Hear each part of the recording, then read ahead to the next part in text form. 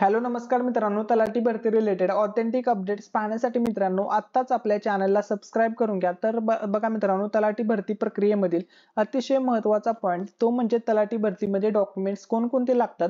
भरपूर विद्यार्थ्यांनी एक्झाम मध्ये चांगले गुण मिळवलेत, परंतु त्या विद्यार्थ्यांना हेच माहित नाही, ते खूप कन्फ्युजन मध्ये आहेत की त्यांना एक्झॅक्टली माहित नाहीत की आपल्याजवळ कोणकोणते डॉक्युमेंट्स असणे गरजेचे आहे। त्यामुळे मित्रांनो आजच्या व्हिडिओमध्ये मी तुमचे सर्व डाउट्स क्लिअर करणार आहे। त्यामुळे चॅनलवरती नवीन असाल तर व्हिडिओला लाईक करायला विसरू नका आणि मित्रांनो चॅनलला सुद्धा सबस्क्राइब करा आणि हा व्हिडिओ तुमच्या सर्व मित्रमैत्रिणींसोबत शेअर करायला विसरू नका। चला तर मित्रांनो, तुम्हाला एकदम डिटेलमध्ये आज इन्फॉर्मेशन देणार आहे कोणकोणते डॉक्युमेंट्स तुमच्याजवळ असायला हवेत। जर मित्रांनो तुम्हाला तलाठी भरतीमध्ये तलाठी पद म्हणून नियुक्ती घ्यायची असेल तर हे डॉक्युमेंट्स तुमच्या जवळ असणे अतिशय आवश्यक आहे। परत एकदा सांगतोय, अतिशय आवश्यक आहे। यापैकी एक जरी डॉक्युमेंट तुमच्या जवळ नसेल तर पुढे जाऊन तुम्हाला प्रॉब्लेम फेस करावे लागतील। ठीक आहे, तर आता बघा मित्रांनो कोणकोणते ते डॉक्युमेंट्स आहेत। तर बघा, डॉक्युमेंट व्हेरिफिकेशन तलाठी भरती 2023-24 डॉक्युमेंट व्हेरिफिकेशन वेळी लागणारे सर्टिफिकेटची यादी। तर ही बघा, जिल्हाधिकारी कार्यालय कोल्हापूर यांनी प्रसिद्ध केलेले आहे कोणकोणते डॉक्युमेंट्स त्यांना पाहिजेत।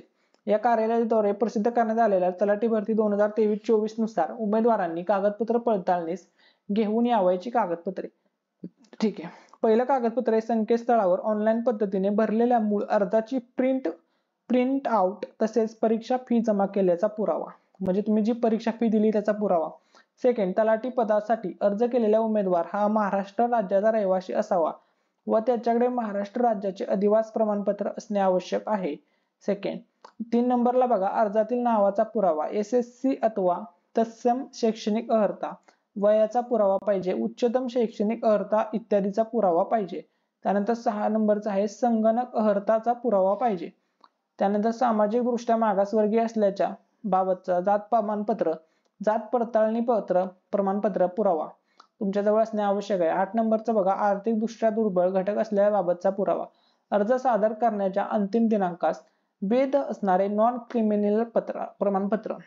जिल्हाधिकारी यांच्या अध्यक्षतेखाली समितीने ज्या कुटुंबास शेतकऱ्याच्या आत्महत्या प्रकरणी मदतीसाठी पात्र ठरवले असेल त्याबाबतचे कागदपत्र।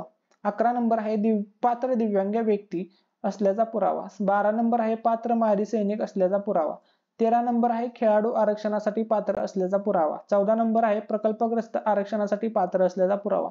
15 नंबर आहे अंशकालीन पदवीधर कर्मचारी आरक्षणासाठी पात्र असल्याचा पुरावा। 16 नंबर आहे SSC नावात बदल झाल्याचा पुरावा। आराखीव महिला, मागासवर्गीय, आर्थिकदृष्ट्या दुर्बळ, खेळाडू, दिव्यांग, माजी सैनिक, प्रकल्पग्रस्त, अंशकालीन पदवीधर कर्मचारी आरक्षणाचा दावा असल्यास अधिवास प्रमाणपत्र। 18 नंबर मराठी भाषेचे ज्ञान असल्याचा पुरावा। 19 नंबर लहान कुटुंबाचे प्रमाणपत्र। 20 नंबर अनुभव प्रमाणपत्र।